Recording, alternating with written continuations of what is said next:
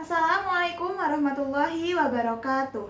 Perkenalkan, nama saya Keiko Fatia Salsabila dari kelas HPI C1 dengan NIM 22020260888. Pada kesempatan kali ini, saya akan memaparkan jawaban saya mengenai tugas PPKN pada tanggal 21 September 2022.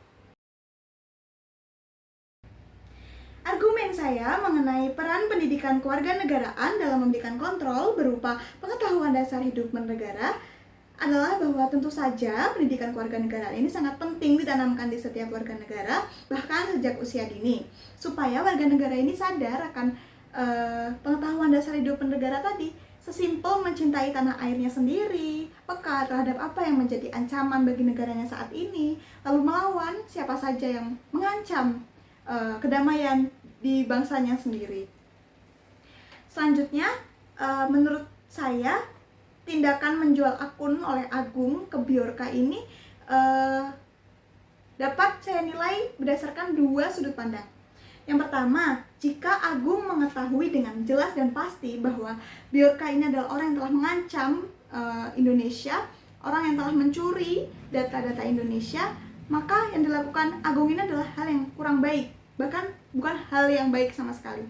Namun apabila Agung tidak mengetahui bahwa Bjorka itu adalah peretas, Bjorka itu adalah pencuri data, dan dia menjual akun Telegramnya dengan keadaan ketidaktahuan, maka saya tidak bisa menentukan apakah hal ini kurang baik dalam sebagai warga negara, karena apa yang dilakukan Agung ini berdasarkan ketidaktahuan. Seperti itu. Menurut saya, sekolah-sekolah elit di Indonesia ini mempunyai peluang yang besar meningkatkan pembangunan bangsa dengan menciptakan generasi yang berkarakter.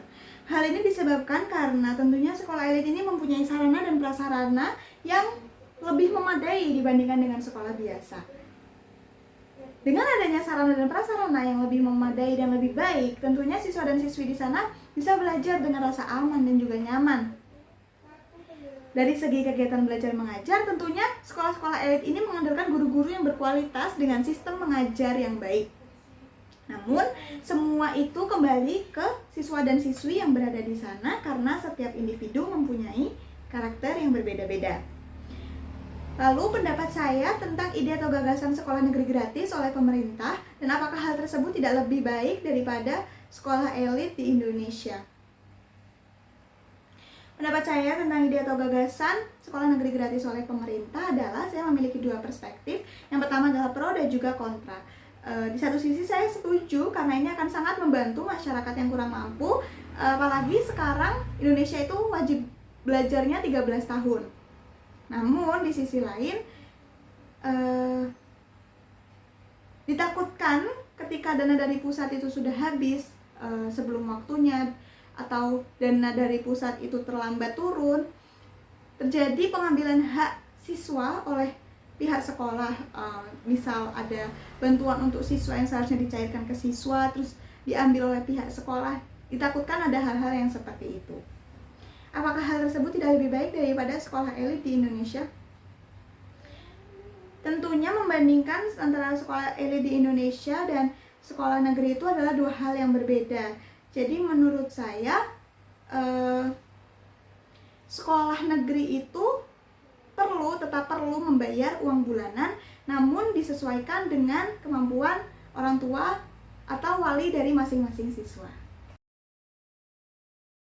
Pertanyaan selanjutnya adalah, menurut pendapat Anda berdasarkan berita di atas, apakah adanya pertandingan sepak bola di Indonesia hanya membuat integrasi nasional menurun? Jawaban dari saya tidak, karena jadinya bentrok antar supporter ini seringkali terjadi karena ketidakstabilan emosi.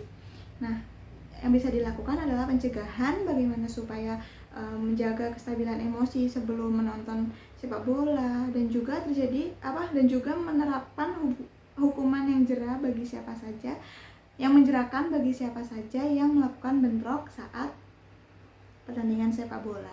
Karena di sisi lain, pertandingan sepak bola ini juga mencirikan integrasi nasional, di mana satu wilayah berkumpul untuk mendukung timnya, menyemangati timnya dengan penuh semangat. Pertanyaan yang keempat adalah, jelaskan menurut pendapat Anda tentang penerimaan bantuan subsidi kenaikan BBM di Indonesia. Apakah semua warga yang mendapat gaji di bawah 3,5 juta secara merata mendapatkan bantuan tersebut?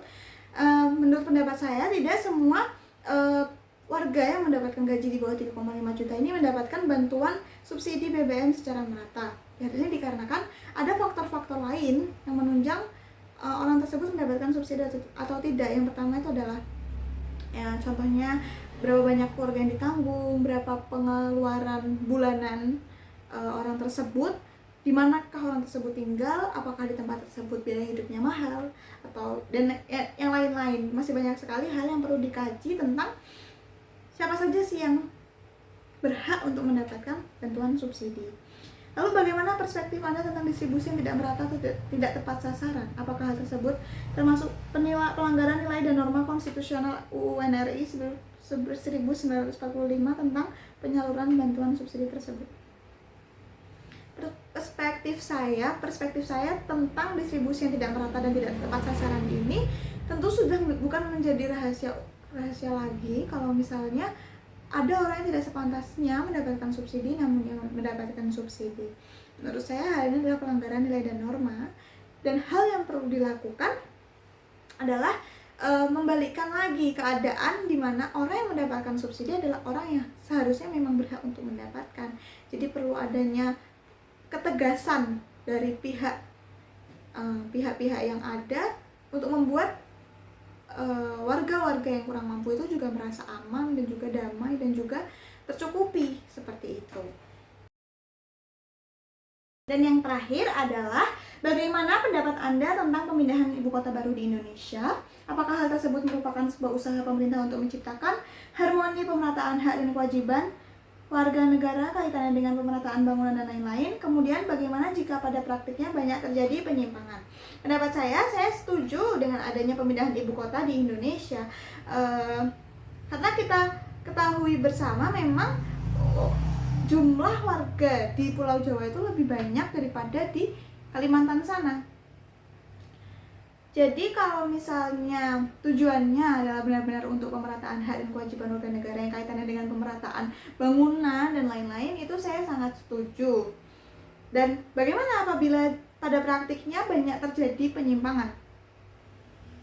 Jadi yang perlu dilakukan selama penyimpangan-penyimpangan yang terjadi di Indonesia ini belum dikasuskan dengan sebetul-betulnya dan pelaku ini dihukum dengan hukuman yang membuat jera, maka penyimpangan itu masih akan selalu ada, dan yang bisa kita lakukan adalah meminimalisir penyimpangan.